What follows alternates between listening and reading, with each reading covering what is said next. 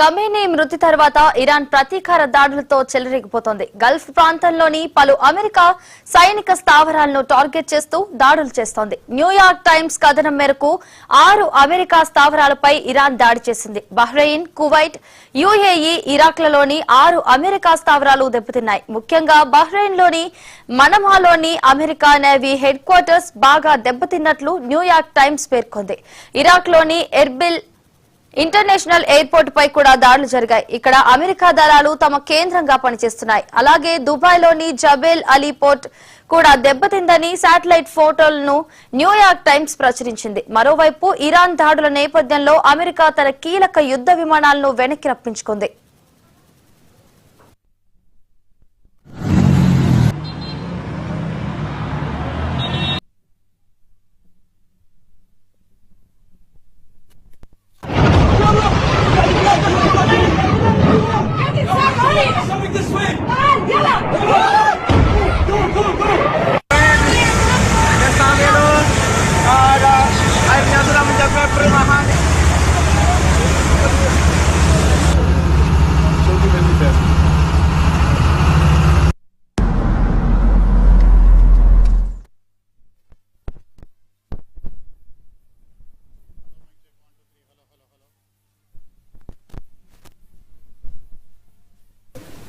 Khamenei మృతి తర్వాత Iran ప్రతీకార దాడులతో చెలరేగిపోతోంది. గల్ఫ్ ప్రాంతంలోని పలు అమెరికా సైనిక స్థావరాలను టార్గెట్ చేస్తూ దాడులు చేస్తోంది.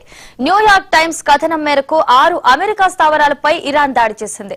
బహ్రెయిన్, కువైట్, యుఏఈ, ఇరాక్లలోని 6 అమెరికా స్థావరాలు దెబ్బతిన్నాయి. ముఖ్యంగా బహ్రెయిన్లోని మనమాలోని అమెరికా నేవీ హెడ్ క్వార్టర్స్ బాగా దెబ్బతిన్నట్లు న్యూయార్క్ టైమ్స్ పేర్కొంది. ఇరాక్లోని ఎర్బిల్ ఇంటర్నేషనల్ ఎయిర్పోర్ట్ పై కూడా దాడులు జరిగాయి. ఇక్కడ అమెరికా దళాలు తమ కేంద్రంగా పనిచేస్తున్నాయి. అలాగే దుబాయ్లోని జబేల్ అలీ పోర్ట్ కూడా దెబ్బతిందని శాటిలైట్ ఫోటోలను న్యూయార్క్ టైమ్స్ ప్రచురించింది. మరోవైపు ఇరాన్ దాడుల నేపథ్యంలో అమెరికా తన కీలక యుద్ధ విమానాలను వెనక్కి రప్పించుకుంది. ఇక ఇదే అంశానికి సంబంధించి మరింత సమాచారాన్ని ఢిల్లీ బ్యూరో చీఫ్ శిరీష్ అందిస్తారు. శిరీష్, చెప్పండి, ఖమేనీ మృతి తర్వాత ఇరాన్ ప్రతీకార దాడులు ఎంత తీవ్రంగా ఉన్నాయి? శనివారం యుద్ధం ప్రారంభమైంది. యుద్ధం ప్రారంభమైన తర్వాత ఈ రోజు ముఖ్యంగా చూసినట్లే ఇరాన్ కొంత పైచేయి సాధించిందని చెప్పేసి విశ్లేషకులు కూడా చెప్తున్నారు.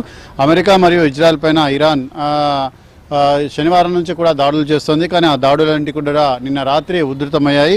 సో ఇరాన్ అనేది మధ్యప్రాచ్యంలో ఉన్న కనీసం 6 అమెరికా స్థావరాలపై దాడులు జరిపిందని చెప్పేసి న్యూయార్క్ టైమ్స్ విశ్లేషణ అనేది కూడా వెల్లడించింది. ఉపగ్రహ చిత్రాలు, ధృవీకరించిన వీడియోలు, అమెరికా సైనిక అధికారుల ప్రకటనల ఆధారంగా ఈ సమాచారం అనేది కూడా వెలుగులోకి వచ్చినట్లు ఆ సంస్థ ప్రకటించింది. సో ఇరాన్ మొత్తం ఎన్ని క్షిపణులు లేదా డ్రోన్లు ప్రయోగించిందో, ఎన్ని దాడులను అడ్డుకున్నది అనే దాని గురించి స్పష్టత అనేది కూడా లేదు. అయితే ఈ ఘటనలన్నిటివి కూడా అమెరికా స్థావరాల యొక్క భద్రత పైన, సామర్థ్యం పైన సందేహాలన్నింటి కూడా, ప్రశ్నలన్నింటి కూడా రేకెత్తిస్తున్నాయని చెప్పేసి న్యూయార్క్ టైమ్స్ కథనం అనేది కూడా వెల్లడించడం కూడా జరిగింది. సో ముఖ్యంగా చూసినట్లయితే బహ్రెయిన్, ఇరాక్, అదేవిధంగా యుఏఈ, దాంతోపాటుగా కువైట్లోని 3 స్థావరాలపైన ఈ ఇరాన్ అనేది దాడులు చేసినట్లుగా కూడా తెలుస్తుంది. కొన్ని ప్రాంతాల్లో శాటిలైట్ కమ్యూనికేషన్ పరికరాలతో సహా పలు భవనాలంటి కూడా ధ్వంసమయ్యాయి లేదా తీవ్రంగా దెబ్బతిన్నట్లుగా కూడా ఆ సంస్థ ప్రకటించడం కూడా జరిగింది. సో అమెరికా అధికారుల కథనం ప్రకారం కువైట్లోని క్యాంప్ అరిఫ్టాన్ వద్ద జరిగిన దాడిలో 3 అమెరికా సైనికులు మృతి చెందితే 5 తీవ్రంగా గాయపడ్డట్లుగా కూడా చెప్తున్నారు. అయితే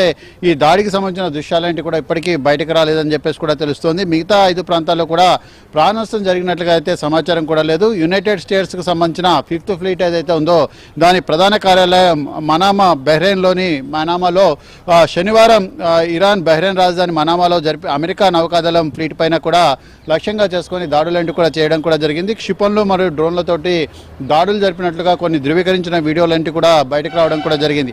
అయితే ఉపగ్రహ చిత్రాల ప్రకారం 2 శాటిలైట్ కమ్యూనికేషన్ టెర్మినల్స్ అనేవి కూడా పూర్తిగా ధ్వంసమైనట్లుగా తెలుస్తోంది. పలు భవనాలన్నిటి కూడా పూర్తిగా కూలిపోవడం కానీ, తీవ్రంగా దెబ్బతినడం కానీ జరిగినట్లుగా కూడా న్యూయార్క్ టైమ్స్ వెల్లడించడం కూడా జరిగింది. All Ali Salem air base అనేది కువైట్లో ఉంది. కువైట్లో ఆదివారం తీసిన ఉపగ్రహ చిత్రాల్లో ఆల్ అలీ సిలాం ఎయిర్ బేస్లోని పలు భవనాల యొక్క పైకప్పులంటి కూడా కూలిపోయినట్లుగా కూడా దీంట్లో కనపడడం కూడా జరిగింది. అదేవిధంగా శనివారం ఇరాన్ దాడి ఫలితంగా ఇదంతా కూడా జరిగిందని చెప్పేసి కూడా నివేదికలు చెప్తున్నాయి. అదేవిధంగా ఇరాక్లోని ఎర్బిల్ ఇంటర్నేషనల్ ఎయిర్పోర్ట్ సైనిక స్థావరం, ఇరాక్లోని ఎర్బిల్ అంతర్జాతీయ విమానాశ్రయంలో ఉన్న అమెరికా సైనిక స్థావరాన్ని లక్ష్యంగా చేసుకొని శని ఆదివారాల్లో ఇరాన్ అనేది కూడా దాడులు చేసినట్లుగా కూడా చెప్తున్నారు.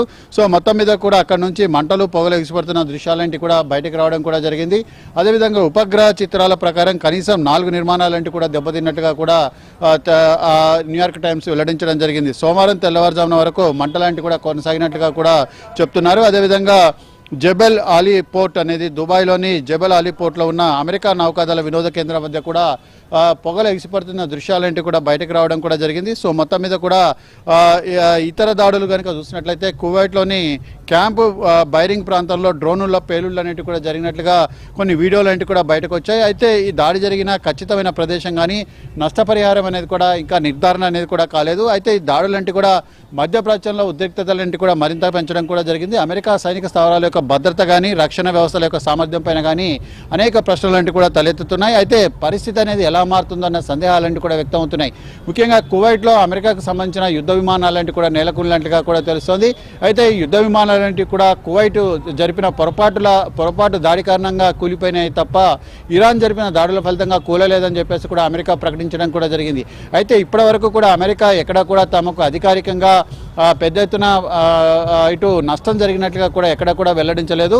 ఎందుకనంటే ఓవరాల్గా చూసినట్లయితే అమెరికా ఇప్పటివరకు కూడా కేవలం కువైట్లో మాత్రం కొన్ని విమానాలు కూలిపోయాయి. అది కూడా పొరపాటున కువైట్ సైన్యం జరిపిన దాడుల్లో అవి కూలిపోయినట్లుగా కూడా చెప్తున్నారు. ఎక్కడ కూడా ఇరాన్ తమకు నష్టం కలిగించడం కానీ తమ స్థావరాలపైన దాడులు విజయవంతం చేయడం కానీ జరగలేదనేది కూడా అమెరికా చెప్తూ వస్తుంది. ఇప్పటివరకు కూడా అమెరికా నుంచి ఇజ్రాయెల్ నుంచి తమ వైపు ఎలాంటి ప్రాణ నష్టం కానీ ఆస్తి నష్టం కానీ జరగలేదు. అదేవిధంగా తమకు ఎలాంటి నష్టం జరగలేదు అని చెప్పేసి అధికారికంగా ధృవీకరించడం లేదు. కానీ ఈ రోజు జరిగిన దాడుల ఫలితంగా చూసినట్లయితే ఈ ఘర్షణలంటే కూడా మరింత తీవ్రతరమయ్యే అవకాశం కూడా ఉంది. ఇది ఎక్కడికి దారితీస్తుందా అన్న ఆందోళన అనేది కూడా ప్రపంచవ్యాప్తంగా కూడా వ్యక్తమవుతోంది. కొద్దిసేపు క్రితమే రష్యా అధ్యక్షుడు వ్లాదిమిర్ పుతిన్ యుఏఈకి సంబంధించిన అధ్యక్షునితో కూడా మాట్లాడడం కూడా జరిగింది. సంయమనం పాటించాల్సిందిగా కూడా ఆయన సూచించడం కూడా జరిగింది. సో మరొక వైపు చర్చల ద్వారా సమస్యను పరిష్కరించుకోవాలని చెప్పేసి భారత్ లాంటి దేశాలంటి కూడా విజ్ఞప్తి చేస్తున్నప్పటికీ కూడా మరి రెండు దేశాలు కూడా తీవ్రస్థాయిలో దాడులకు ప్రతిదాడులకు కూడా పాల్పడడంతో ఈ పరిస్థితి ఇప్పుడే సద్దుమణిగే అవకాశాలు కూడా కనపడడం లేదు. సో అంతర్జాతీయంగా చమురు సరఫరా పైన అనేక